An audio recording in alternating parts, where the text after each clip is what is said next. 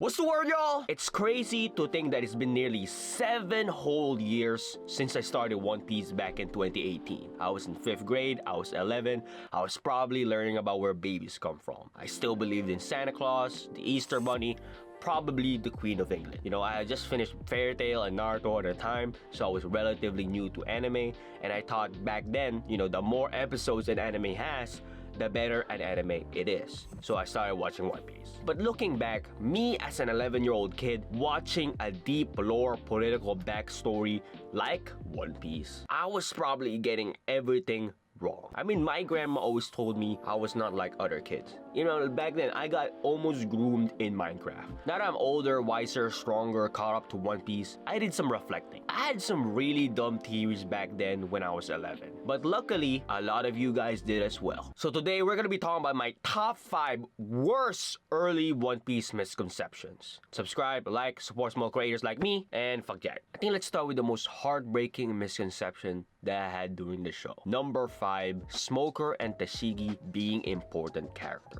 Early on in One Piece, I surely thought that Smoker and Tashigi were gonna be prominent characters in the story. Sort of like a mirror version of the Straw Hats, but in the Marine side. Because among all the Marines that were shown during the show, almost all of them are corrupt or evil in some sort of way or form. Whether that's Nasumi taking bribes from Arlong or Axe-Hand Morgan ruling his base with fear, a lot of the Marines we see so far were all assholes. So when we saw this badass character with 2 cigars in his mouth, you know, a cool looking devil fruit, and he's likable, I mean, the first mentions of Smoker we gotten was that he's a monster with a devil fruit that drove pirates away from the Grand Line. But when we actually got to know him, he's shown to be very different from all the Marines we've seen so far during the show. Not a lot of people remember that Smoker was the first person to see Luffy as a potential successor to be Pirate King. Even someone like Tashigi, I thought her looking like Kuina, having the same beliefs as Kuina, you know, being a sword nerd, would be a much more major plot point in the story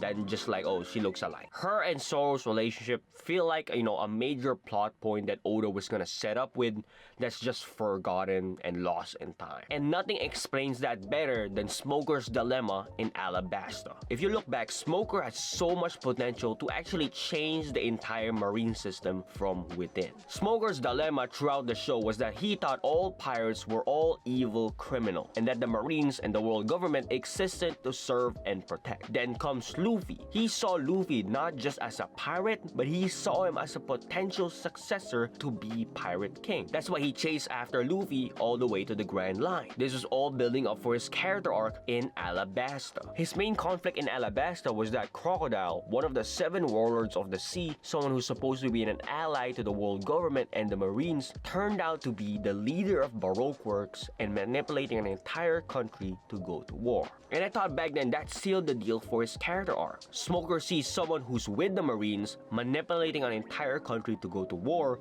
and you got the Straw Hats, pirates, trying to save that country. For the first time, Smoker was forced to confront that his ideas that pirates are all criminals is just wrong. The Straw Hats just existing challenges his entire code probably for the first time. He even had to take a step back from all the fighting just to evaluate his code. And I think that's why he let Tashigi take over the operation, because he wanted Tashigi to see what he saw with the Straw Hats. Smoker is a man who follows his own code. Many times before, he's shown to defy the world government's order just to follow his own ideology. But the next time we see him is not until 500 chapters later in Punk Hazard, where that very same man proceeds to lose every single fight in the new world and be sidelined for the rest of the arc for a newer, cooler character that's introduced in the story. This is the same man who told Tashigi to become stronger. The very same man who told the government to go F themselves. Even after the arc ended, Doflamingo came out of nowhere and beats the fuck out of him. Like for no reason whatsoever. Like the arc is finished and this man came out of nowhere and just like, what's up? Mind Mind you, Smoker asked to be stationed there just to do absolutely nothing. He saved some children, that's fine, but like, come on, come on. Look at that dread. Here's a picture of Smoker getting his ass whooped by Virgo. Arnhem and Hockey really blew this man's back out. He was never the same man we seen in Alabasta. And for me, that's really disappointing, okay? Because I really like Smoker after Alabasta. I was really excited to see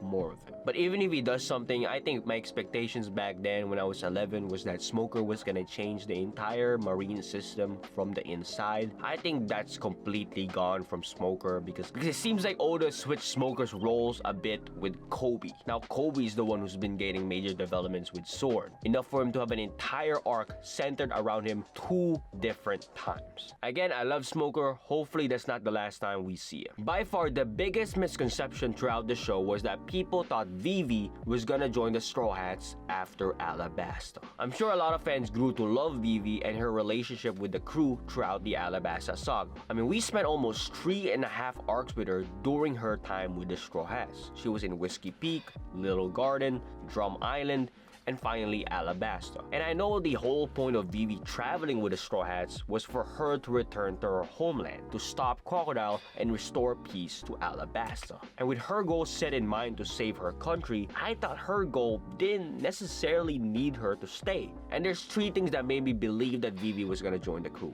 Reason 1. I thought the eye catchers back then was supposed to symbolize a crewmate joining the crew, since every time a character gets introduced as a potential crew member, we always get an eye catcher. So when I saw Vivi being in one of the eye catchers, I thought it'd be a dead giveaway that she was gonna join the crew. Reason 2. Her role in the crew. Back then, crew rules were important, and with her being a princess and her little scene at the start of Alabasta, where she told Luffy and the citizens of Drum Island to calm down and come to an understanding, I thought for sure that her role in the crew would be some sort of a diplomat. Reason 3. Her goal in the crew. Each and every member of the Straw Hat Pirates has a goal they all wanted to achieve. I thought Vivi's goal the whole time would be similar to her goal of saving Alabasta, which is to free every country from oppression. Her getting angry at Wapol for abandoning her people, her standing up and ending the war in Albernia, seeing her entire country plunge into chaos, I thought for sure that she was gonna have her mindset to freeing the other countries in the world that have bad government. And she's gonna go travel with the Straw Hats island to islands and slowly realize how corrupt the world government is. I mean, think about it. If Vivi was in Dressrosa, she's gonna help, Rebecca out and say like, oh, this is wrong, I'll help you out, be a strong princess. And think about if Vivi was in, Annie's lobby, she's gonna see how corrupt the world government actually is, making her realize the real enemy is the world government. And this would be an excellent way to introduce a lesbian plotline, because think about it, if Robin joins and Vivi stays, maybe some action finger. And thinking back, this is probably the first of the Straw Hats' temporary allies that joined the ship. Nowadays, it's normal to have 3 to 4 non-Straw Hat members traveling with you at all times, but back then, in early One Piece, that was completely unheard of. If you think about back then, every East Blue arc introduced a permanent member of the crew. And once we met Vivi and Vivi was partying around with the crew, naturally, after Alabasta, I figured she was next. Even her fake out at the end, I surely thought Vivi would abandon her role as a princess and go out for adventure. She already freed her country, she already sacrificed a lot for it. Why can't Alabasta let go of Vivi and let her travel and go on adventures? That was my line of thinking back then. And who knows, maybe Vivi and Luffy, were meant for each other. Especially with Joy Boy and Lily, possibly might had some romantic relationship going on. Before we go on, once again, subscribe. We're so close to hitting 1K subscribers. And the question of the day, did you think plot points like the Will of D back then would be revealed much early on in the story? Because I knew One Piece was long, but I did not expect secrets like what's the meaning of the Will of D or Dragon's backstory would still be a mystery 500 chapters later. Even someone like Mihawk I thought would be much more involved in the story much early on, even after Barati A. Even someone like Dragon, I thought we were gonna see much more of him after it was revealed that it's Luffy's dad. I'm glad while researching I wasn't the only fan who had this misconception, because I thought back then Roger was Luffy's grandfather, which in hindsight I was only off by like a slight inch, okay? Because early on in One Piece it's very much drilled into us how much similarities Roger and Luffy had.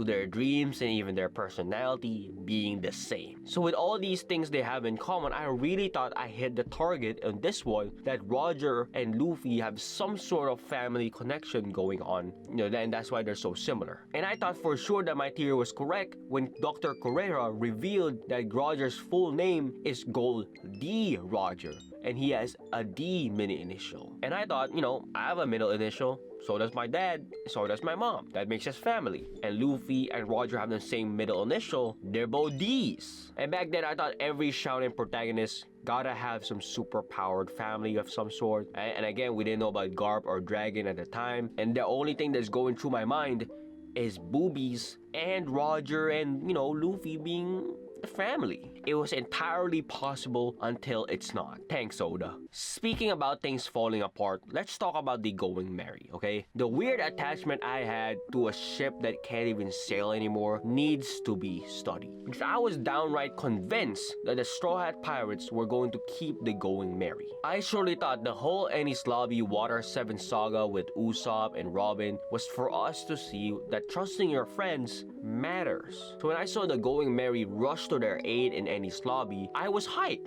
I was like, yeah. I think what makes it worse is that the ship is not just a ship. It was alive. If it were just a ship, maybe my emotion wouldn't, reach to the heights that, it reached. I mean, we've seen the Going Merry's ghost in Skypiea. Finally, Frankie tells us everything about the Klabbertamen, that only the most loved ships in the world would a ship spirit manifest. It was alive. And that's what made me think, no way it can just die. I believe it can die. I just don't think the Going Merry could be replaced. Look, I love the Thousand Sunny, okay? But the Going Merry went to the sky. So think about that when you go to sleep. And finally, the worst early misconception that I had during the show was that I thought Dragon was Blackbeard. And I know this is gonna be crazy. Dragon doesn't even have a beard. Well, so does Whitebeard. He has a fucking mustache. And this is the only evidence I had to thinking it back then, was that Dragon was shown in the list of the villains in the One Piece opening. And I thought he was a villain. Absolute cinema. Who knows, okay? Again, subscribe, like, support small creators like me. I love you guys. Real one, say back.